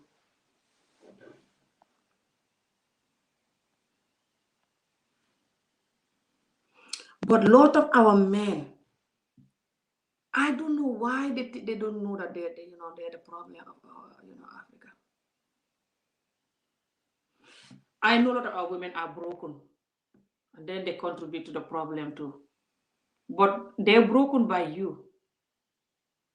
All of our African women are broken by the men, because even if they're broken by their mother is broken by the father or by something that happened to their mother, which is why their mother was broken and beating them and treating them like a broken woman will do, or the father was doing that to them and they're doing that to you. It's all linked to the man. All the African women, their brokenness is from a man, a lot of the time. Because when you look at it, even the slave queens in Africa who just collect money from men, because the men, they buy love with money. A lot of African men, for example, they will see a girl in the area, in the neighborhood, who they want to marry, and the girl don't want because they have nothing. Now they come to Europe 3-4 years later, 5 years later, they go back and marry the girl, and the girl will agree. So they know that this girl is marrying me because of money and Europe or whatever, and they still do it. So then this girl will go, a few years down the line, she will realize that she doesn't really love this man. She gets sick of whatever you're giving her, maybe, or she's more independent, or just one real love, and she's not happy. So she's like miserable in this marriage because she want to go, but sometimes she doesn't know how to go, or she doesn't want to go because of the help or whatever. So she's going, she still cannot, it's a small chance of her giving you a good child still. Anytime the woman is like, or the father is like a bad, corrupt father, cheating father, there's small chance of that house to give you a good child. That's all. They cannot come from an unhealthy home. That's what you guys don't know. That's why a lot of you are joking, and me, I'm just laughing, just like you're laughing at me, thinking I'm joking. The children cannot come from a healthy home because it's not enough healthy home. That's the English word I'm looking for. Sorry. I know I sound very negative and miserable now, but that's the reality. If the child cannot come from a healthy home, the child have to learn how to have a healthy mind outside. Good luck to that child. You can learn it, but if you're not lucky, you cannot, because you just gotta call it, oh, whatever this is me. This is who I am. Even though you know that you have to change certain things, but you're too used to it, this miserable thing that you get from coming from an unhealthy home, come from a beating, traumatized, stress mother home, stress mother father home. You can cure it. There's a way you cure it. But it takes a long time. It takes patience. If you have God, use your God too. Just try. Don't give up. It has big consequences for doing that, for staying like that. You shouldn't be raised like that. No child deserves to be raised like that. But you're already raised like that. Now you still have option. This is what I like about life. You always have second option. You have option to choose to do something about it, to cure it, or to continue bringing more children like that and just continue struggling through life.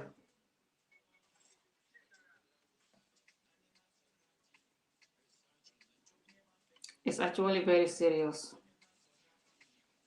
because the problem is very small. Africa problem is very small. It's not money. When you have certain mindset, you can manifest anything, right? You know this. So simple. If you don't have certain mindset, you cannot get anywhere with life. Even if you won the lottery today, tomorrow you're begging, right? You saw people who won the lottery and then the next 2 years they're begging, right? Good. African mindset is no money. To change Africa is no money. If you have all the money and the education in the world, you go to Africa, you cannot do nothing. If themselves don't understand that they are the problem and the way they're treating the women and the children is the problem. Hello, hi, thank you. So any of you that going, if you have a technique that you can use, or any program or any radio station or anything you can use, go to the schools, do whatever you can. You can talk to the children, advise them, for example, about child marriages, and just, you can also talk to them like this, especially when they're young adults, to train them to not do this kind of behavior to their wife and children when they grow up, and just tell them the importance of having a healthy mind, normal human being, healthy mind, so they can bring up healthy family. You can say that to the teenagers too and stuff, but you might want to target the parents, and good luck trying to target them, especially the men, which are the problem. They don't want to hear their problem. They call you, how dare you, because they're too used to the woman not telling them the truth, talking like I'm a job like this. They're like, how dare you. Even when they're watching you for entertainment, they're so angry. A lot of them cannot even watch me. That's why they hate me. A lot of our people hate me. Only the good ones love me. That's why I don't have a lot of supporters at all. Oh, this years I'm talking. A lot of them hate me. Only the good ones, and we don't have enough good ones at all. Because they feel like, this one always talking about blah blah, that crazy one. I'm a joke. But if you just dancing, and just doing ridiculous comedy stuff, or you're talking about sex, ooh, they love that. If you just talk about sex, like you have some Gambia or some Senegal, people do videos that talk about sex. Like, if the man do this to me, I do this to him. You have to do this to your woman. I love this. Ooh, if you say that, millions of them will come and watch you. They love it. talking about sex, how much they love it, is sickening. But important things to fix their homes so we can fix Africa and have healthy children. No, who care about that? So this is why me I know Africa problem that. So yeah, the AAs that go into Africa, they have, and everybody moving back, you have to know this.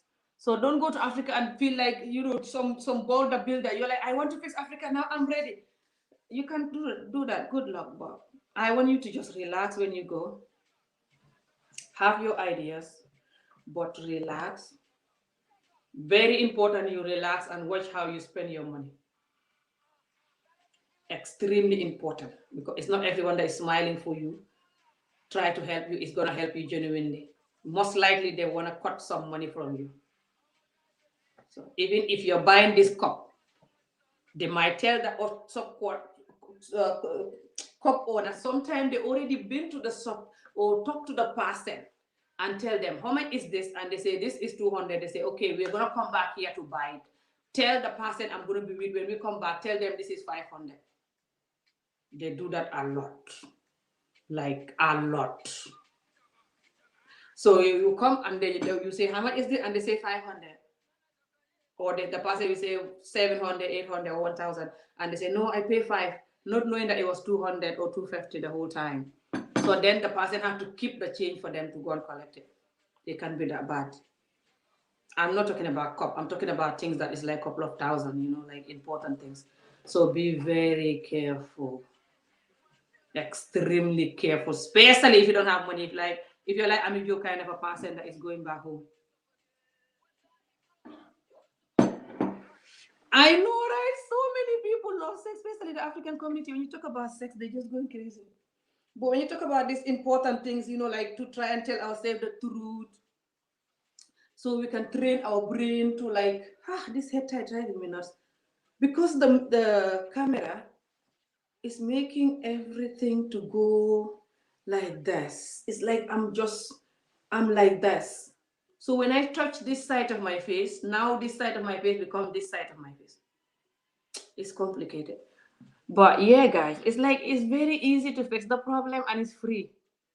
But it's like a process that you have to work now. It's like when you start a big company, how you have to sit down, think of your process, start working on it. And you're not even going to make no money now. But you just keep believing your dream. Keep working on it. People laughing at you, you keep working on it. People thinking you're crazy, you keep working on it. Until the money start working like this, the next 10, 20 years, for example. That's exactly how we can fix Africa, or we will never fix it. So, sometimes I think Africa will never be fixed. Because a lot of these things that can fix Africa, they favor the men. That's why the men don't want to fix it. The men don't want to face the reality. Start learning how to be nice and kind and loyal to their women and children. Because then they have to change, and change is not easy. Then they have to confess to the women and children that the way I was treating you all these years is not good. They don't want to do that. They have too much ego. That's their number one enemy. It's not the white man there. Their ego is their problem. Lot of African people in this world, our ego is our number one enemy. So don't even bother blaming the white man for it. But you can still continue blaming them if you want. It's easier to blame than tell yourself the truth, to be honest. But or if you don't know that, the truth, the problem, what's our problem. But our problem is no longer a white man sitting there with a cup of tea. It's our egos and our selfishness. The culture is full of selfishness, especially in the men. And me, they say, me, I always talk about the men. Oh, this year they're like, Amy, you hate men. It's nothing to do with child marriage. You can blame it, because I don't know, maybe if I was in child marriage, I'm not going to know our culture like this and know the main problem. You're right. Because over the years, I keep thinking, what is our problem? And I keep seeing the problem all over. I'm like, why am I searching for our problem? This is our problem. So you're right. Maybe the child might add to why I know the problem, but this is the problem. That either you agree or not. This is the problem. So, if you have any idea of fixing Africa, after you see this video, try. but understand that this is the problem. But this is easy and it's hard to fix because, like I explained, the men will not want to listen. A lot of them, only the good ones who want to change will say this woman is telling the truth. To be honest, I have to work on the way I treat my wife and children, or I have to just train myself. So when I'm married, I'm going to be a good husband that can produce good children, lead the children. Some very few will agree to that. A lot of them will be like, and go and watch other videos, entertaining videos. You know, when you're broken, you only want to watch entertaining stuff. You don't want to watch reality. You know, people who watch reality stuff, you can call them negative, but it's people who want to fix something. I know when you are too much into negative stuff all the time and just going crazy and you're broken, it's not going to help you. I know this. This is why I'm never like that. I like to dance, have fun, you know, chill. But if you face when you start facing the reality and talking about the reality, about you and the situation you're in, it's a step of healing than running and just looking for something to distract your pain and your situation, looking for entertainment and food. The problem is still there waiting. So that is just what I wanted you guys to know. When you're going home, understand that Africa, this is Africa problem. And understand that if you think that you have to have these rules for people to join hand to work with you, then you might never work with people. Just work with people because they're African like you. Doesn't matter what their mindset is, doesn't matter what religion they are. But if you say, like I was saying all this time anyway, I've been saying this so many times. When you say that I'm not going to work with these people because they don't believe that they only have to love black. So they don't believe that they have to hate other race or hate mixed race people or hate other race. Or telling the mixed race people to admit, to say that they're out of there, they don't want their white side. So mixed race people don't want their white side because they face racism with their white side and stuff, but or they don't have connection with it. But some people don't have problem with it. They love it. So why you have to force them to get rid of it so you can take them? Or you're like, you know, we have to get rid of the religion, all the religions, and we have to get rid of the fact that some people believe they have to love everyone. So then we can work together. If you say that you just don't want to work with people, or you're not ready to work with people yet, or you don't know how to work with people, because the people cannot give up their God for you to work with you. God is not something that someone will give up so they can come and work with some, you know, job hybrid movement. Well, if the person don't believe in God properly, they can give up for anything. They can even give up movement or no. They just want to give up. But if they're in it and they believe it's so important to them, they rather die. Even you just saying that is an insult to them. So how you expect them to give up their God so they can come to the movement? I don't understand.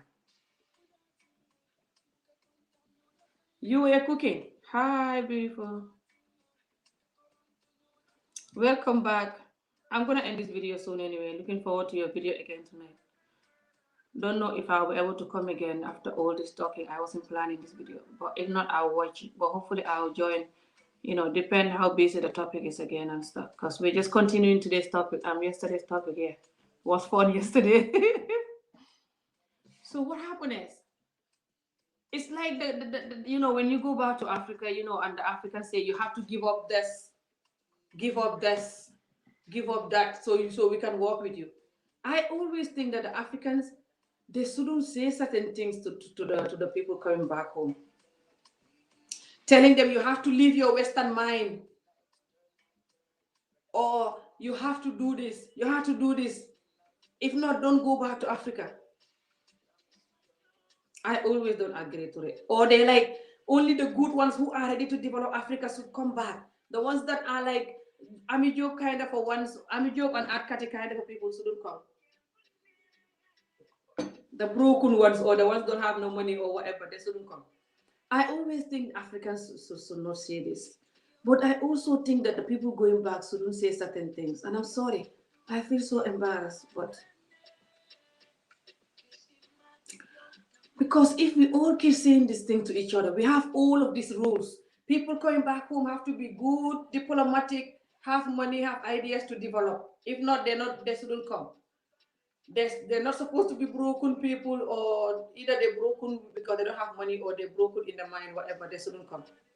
So, and then these people coming also say that we are coming, but you have to make sure you drop all your God and make sure you don't think like you have to love everyone.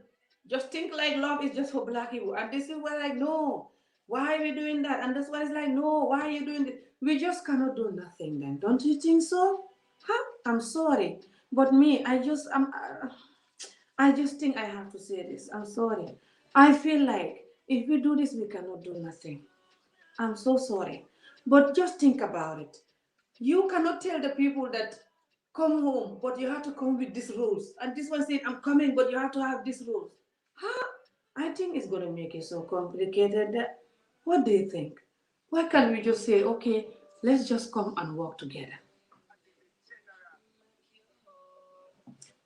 As long as you're black, I'm black.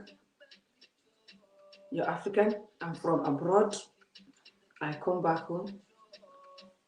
You cannot tell me, get away from your Africa, your abroad mind.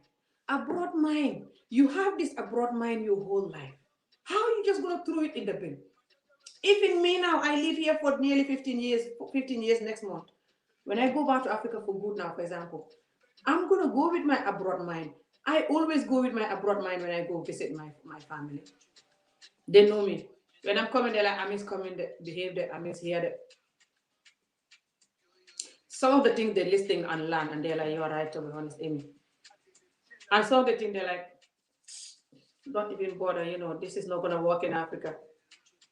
I'm like, no, it's going to work. You can't do this, you can't do. So I try to talk to them under the mango tree, and I try to change their mind. Most of the time, they listen. Sometimes when I go, they go back to what they were doing, whatever.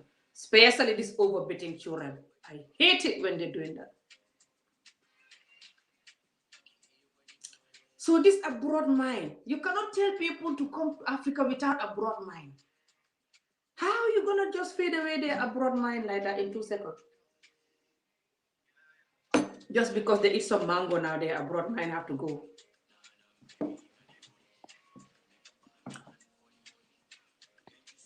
So I don't agree with it. Hello guys, I'm gonna go soon. The iPad is gonna die. And I've been drinking all this water. I need to go to the toilet. You know me with water. So yeah, guys, and I just didn't have enough sleep because last night I was so excited up with Auntie Gina's Auntie Gina. I don't know why I keep calling her Auntie. My brain is not working these days. I'm too horny. If I don't get married soon, I'll die. Hope not.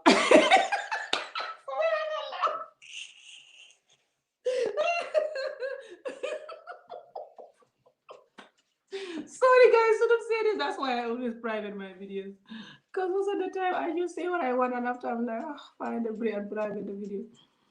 So yeah, just guys, just for us to know that there are certain things that when we want to go back and fix things, there are certain things that we have to not say. But I try to say, it's not like I'm too forward or I'm crazy. It's just I want us to know how to understand each other.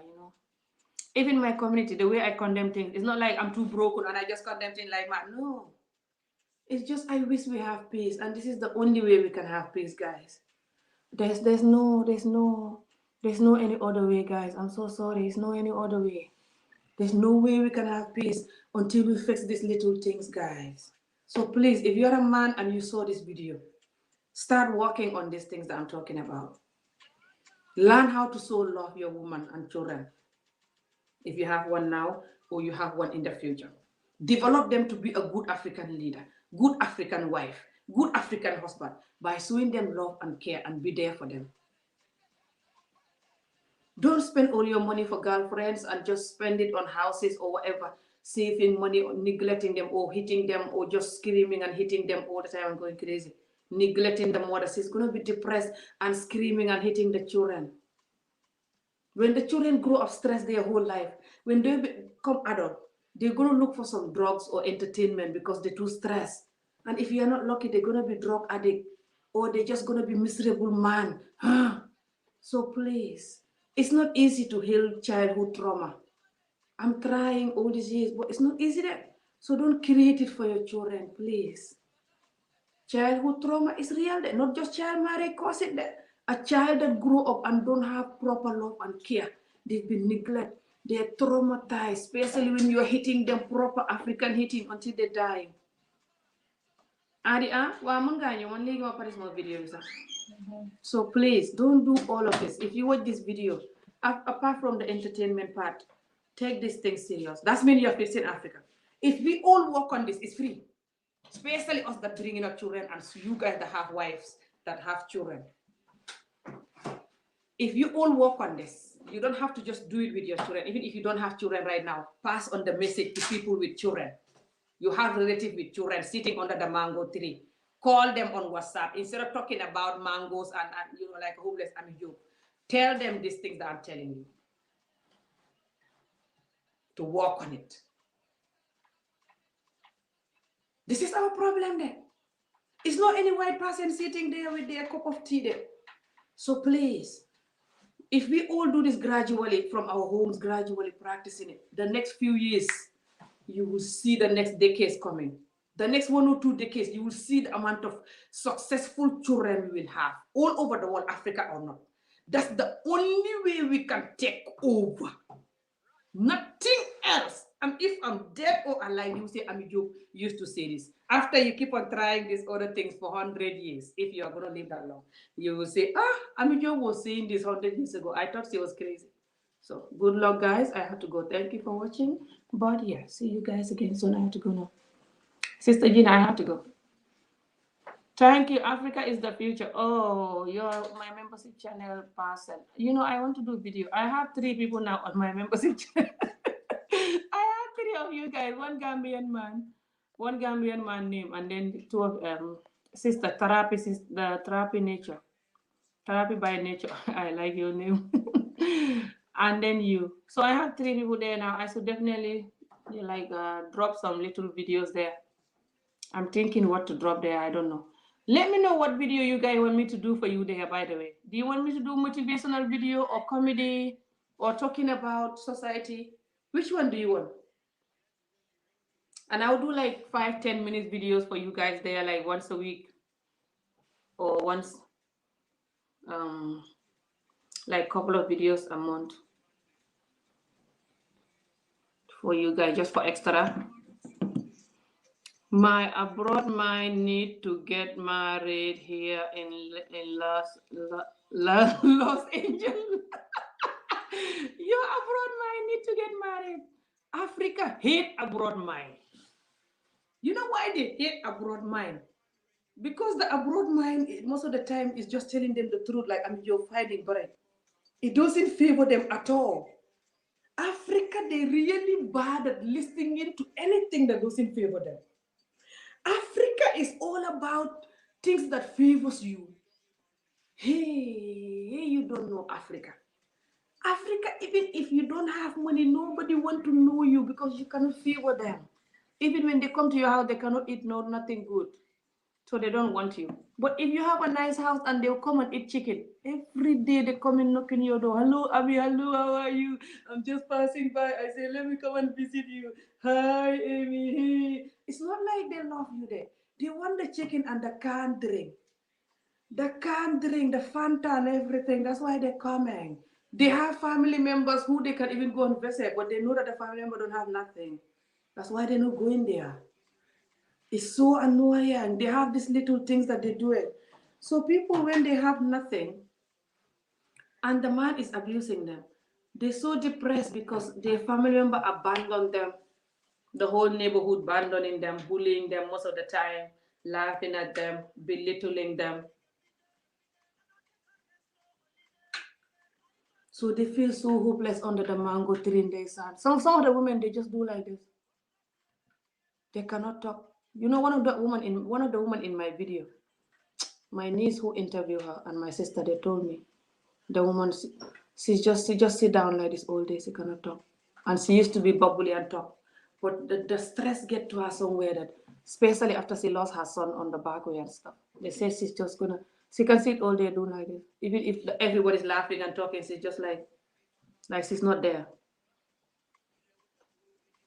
So some of us either get too hyper, or we just like we cannot do. We just like we're not there, looking at the humans like this.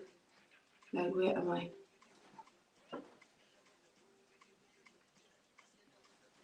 So we all know that the amount of beating our people been beating us worse than slave master is not just because they are black.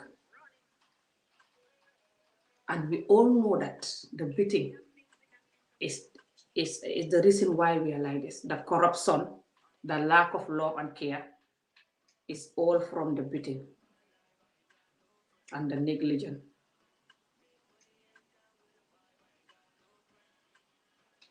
So you know it now. Especially you guys that are educated. You know it. You guys that call me illiterate. Some of you Gambians that call me illiterate. You go to school, so you know them. Put 1, 2, and 3 together equal 1 million. I don't know. You know them. So start working on it. It's free. You don't need any money. You don't have to move to Africa to do it. You don't have to come to Europe to do it. You can do it under the mango tree. You can do it here in your living room abroad watching this video. You that is watching, yes, all of you watching, especially you Africans watching. So work on it like this that I explained. It's free. Reminding you again, free. Just try to get away from what Africa did to you. Admit that it's wrong. Stop doing it to your children and your wife. Start living a clean, happy, genuine, honest life. God or not. Start living a life that you want to build Africa, because you want these children you're bringing up to build Africa. So then you're going to bring them up with honesty. Stop being selfish and wicked.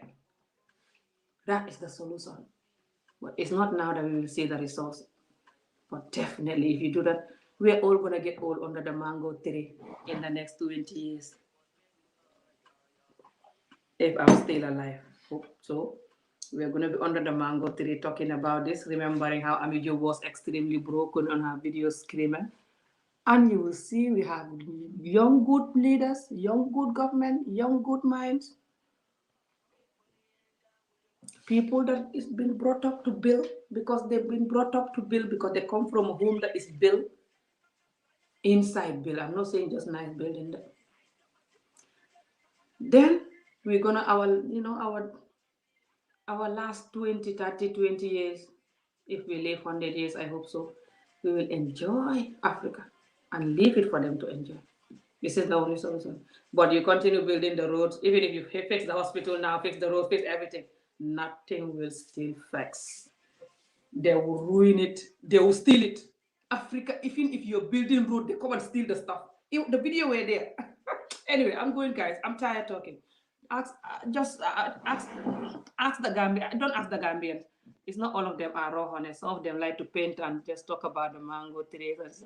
They'll be like, where did you hear that? From Amijo. Hey, that woman, she's crazy.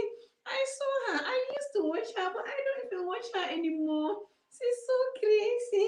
She always just talking in her videos, talking about Gambia problem all the time. Oh, me, I don't listen to people like that.